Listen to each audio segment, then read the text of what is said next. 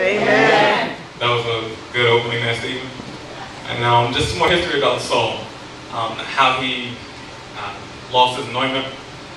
God had given Saul a specific set of instructions. He told him to kill the Amalekites, and he told them to take all of their cattle and kill those two, kill everything, because of what they had done to Israel when they came out of Egypt. So Saul went to battle, killed the Amalekites, most of them, saved the king, and then because his soldiers, they were kind of hungry, they're like, hey, that cat looks nice, can I take that home? Saul was like, all right, you can have that one. So then God, he sent Samuel again, he's like, hey, we told you what to do, why didn't you do it? I was like, well, the guys, they wanted something to eat, so we kept the cattle. We were going to sacrifice it later. I mean, it was good cattle, so it was worth sacrificing. And so God was like, you know what? I need to anoint another. So then God told Samuel to go to the house of Jesse in Bethlehem and anoint one of the sons. So there was another set of instructions that God gave to Samuel. And if I don't know where I'm going, I generally use Google Maps to try to find my directions. And so as Samuel, he was told to go to Bethlehem. So you type in Bethlehem and you might type in Jesse's address. And so you get your directions, and I got bad eyesight, so I might come right up on the side and be like, is that my turn? That's not it. So as Samuel was going through, he was told to anoint one of Jesse's sons. So they first bring out Eliab. Eliab is probably like 6'2", 220, good solid frame. He was like, nah, God didn't say that was him. So then he brings out Abinadab. Abinadab comes out, and he's like, nah, that's not him. And then they bring out Shemaha.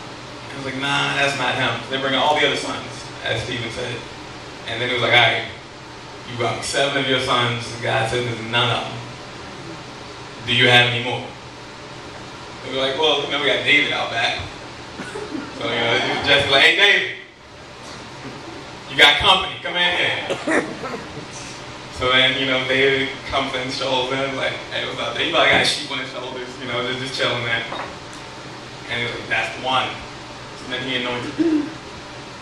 And one of the most famous stories of David is David versus Goliath. And he had to fight the Palestinians. So Goliath was their super soldier. He came out, he had the helmet, he had the shoulder pads, he had the Nike Pro Combat gear, he had the boots, he had all of that. And he looked the part of a soldier. And then once David arrived at the battlefield, he was like, who is this guy out here taunting y'all? Do you not know that we serve a living God? Come on now, Doc. So he was like, you know what? Since y'all won't handle this, I will. I'm anointed. He wasn't that guy. But he was like, I'll handle this. So he was just a shepherd. And they were like, well, he's a warrior, so how about you throw on some warrior gear? And David was like, all right, let me get that. So he puts it on, he's like, you know what? I can't get with this. It's not my style. So he goes back to his tunic and his staff, and he's got his slingshot, picks up some rocks. And he goes out there, because that was the plan that God had for him. He followed God's instructions. You are a shepherd. Yes, And so he fought as if he was a shepherd. He fought lions and bears. This is just some 10-foot giant that he got to fight next. So as he goes out there, he followed all the directions that God gave him. Just stay calm, stick and move, took out a slingshot, bam, got him in the face. All of a sudden, the Palestinian goes down. And since this is Youth Sunday, we can relate that story to another one, which is the tortoise and the hare. Now, the hare, he was cocky, he's Goliath in this instance, and he thought that he can use his physical advantage to take advantage of the tortoise. Right. The tortoise, typically they're pretty slow, none of them move all that fast, even when they're eating, snapping turtle, all that. So the hare was like, all right, I will challenge this tortoise to a race, and the tortoise accepted. He was like, you ain't gonna just talk to me like that. So the hare's sitting there like, I am pretty fast and all, so I don't think you're going to win. I mean, I am a hare. You're just a tortoise. So the tortoise, he ran his race.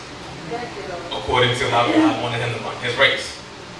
And the hare, he started, he got out to an early lead, and then all of a sudden faded.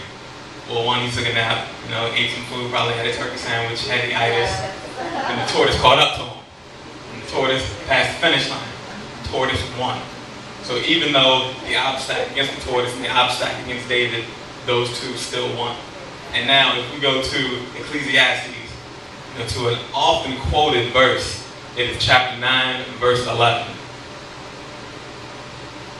And I returned and saw this under the sun. The race is not given to the swift, nor the battle to the strong, or food to the wise, or wealth to the brilliant, or favor to the learned. For time and opportunity happen to them all. So you don't have to be as fast as Usain Bolt to be a hare in a race. You don't have to be as strong as Mr. Olympian to battle your own battles. You don't have to be as brilliant as Steve Jobs was in marketing to be wealthy. For if you follow God's instruction, He's got His Google Maps on you for your life. So you just have to follow His instructions.